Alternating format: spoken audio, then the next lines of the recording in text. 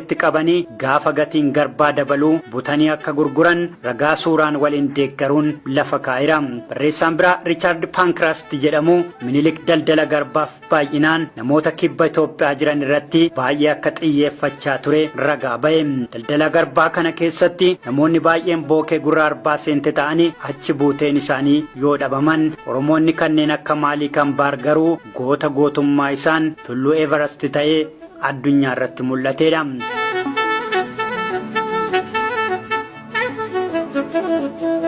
Qophii keenya kanaan dachee Oromiyaan alaa goota gootummaa Oromoo fudhatee addunyaa dinqisiise tokkoon wal isin barsiifna.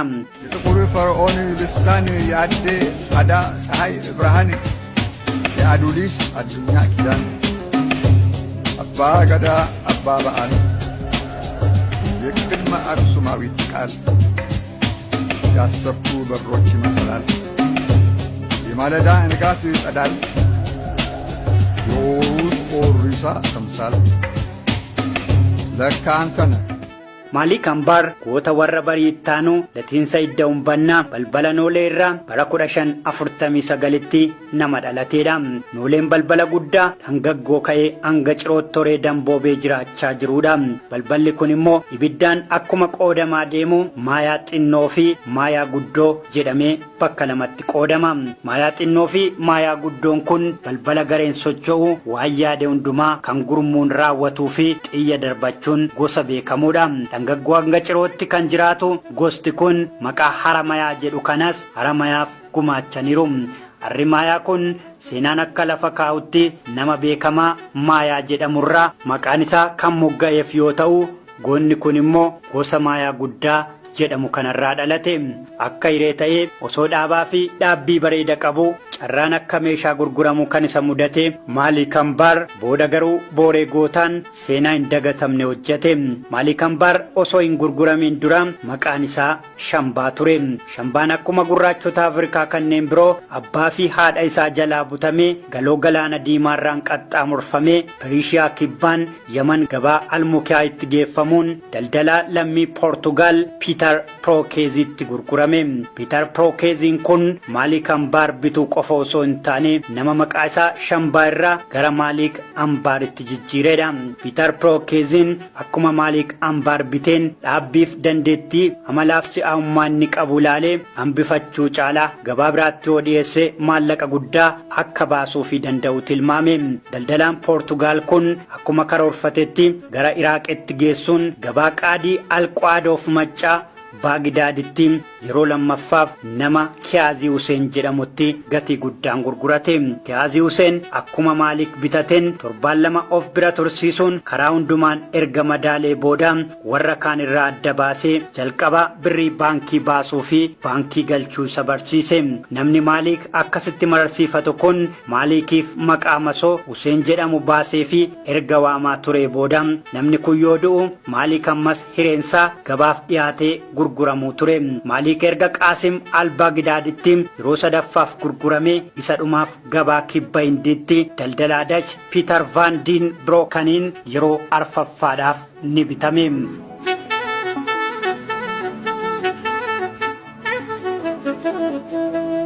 Gabaan kun gabaa milkii booree gootummaa Maaliik yoo ta'u yeroo dhumaatiif ministeera muummee Hindii kibbaa Nizaashaayii Chiziningitti gurgurame. Hindideekaan akkuma saba Oromoo saba duudhaa amantaa hawaasummaaf siyaas dinagdee bareedaa qabdu waan taateef Maaliik yeroo jalqabaatiif agarsiisa aadaa sirbootaa fi shubbisoota garaagaraa irratti hirmaatee Hindii kibbaa Deekaan jedhamtu kan ija dachee dhaloota isaatiin ilaaluu jalqabe. Maaliik yeroo jalqabaatiif agarsiisa akkanaa irratti hirmaate yoo ilaalu namoonni Itoophiyaa akkuma isaa bitamanii gara Hindii dhufan hedduu jiraachuus ni qeexeffate. Gaafa sanarraa ka'ee egeree isaas tilmaamuu jalqabe. Jireenya garbummaa mo'achuuf qabsaa'u malee filannoon biraa akka hin jirres ni murteeffate. Mootiin Hindii kibbaa Deegaan bulchaa ture kun Maaliik baay'ee waan jaalateef loltummaa yoo barate isaaf maatii isaa akka eeguuf afaan Arabaa Fireench erga barsiisee booda basaastummaa fi loltummaa irratti leenjiiwwan garaagaraa akka fudhatu isa taasise. Maalikis suutuma suutaan sulxaanota Hindii kibbaa xixiqqoo waliin wal baruun adeemsa siyaasaa biyyattii xiinxaluu jalqabe. Dhoksaan immoo Itiyoophiyaanota biyya sanatti gurguramanii jiraatan qunnamuu jalqabe. Haa ta'u malee Maalik waggaa 9 mootii kana gara bal'inaa fi of eeggannoo guddaadhaan tajaajilaas ture. Suutuma suutaan garboota Hindii kibbaa deekaan jiraatan walitti qabee namoota 1,500 galmeessuun yeroof maqaa mootii biyyattii waliin tajaajila jedhuun dhoksaan garuu loltummaa barsiisuu jalqabe. Maalik Ambaar erga waraana isaa kana haalaan qixeeffate sulxaanota yookaan mootummoota xixiqqoo biyyoota hundaa ergaa maalummaa isaanii baree humnaan mootummaa biyyattii fonqolchuuf karoorfate.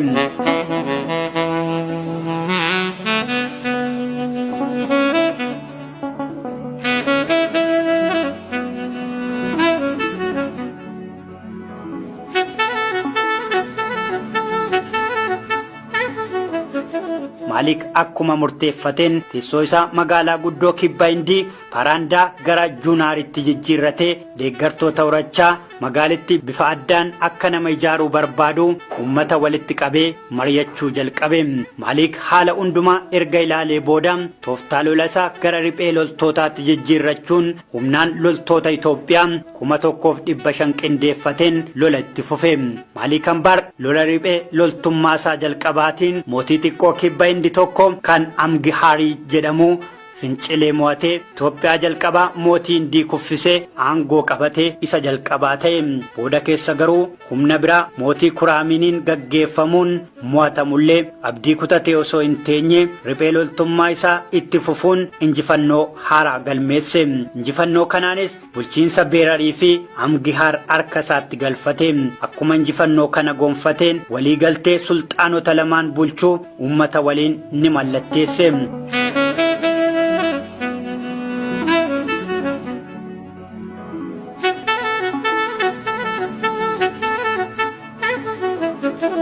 Takka ture immoo jeneraala waraanaa humna hamaa biyyattii qabu kan Kiyaanaan jedhamu Amgiyaadir irratti waraanee injifannoo hedduu galmeeffate.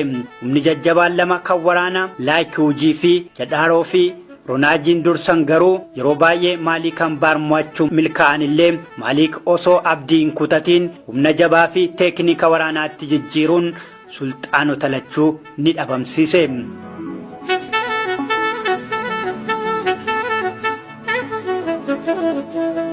Waraana yeroo dheeraa booda Maalik Ambaar erga sulxaanota hundaa mo'atee bulchiinsa kibba Hindii deekaan harkatti galfachuun ministeera muummee biyyattii ta'e. Maalik Ambaar dubartii Sidii jedhamtu fuudhuun ijoollee dhiiraa Biibii fi Kariimaa, dubara 2 Fatii fi Chaanzii godhachuun waggaa 80ffaa isaatti boqote.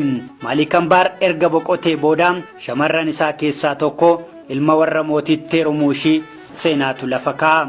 Fetaa immoo yeroo dheeraadhaaf bakka abbaa ishee buutee deekaan bulchuuf qabsaa'aa turtullee yeroo gara yerootti mo'atamtee hafte.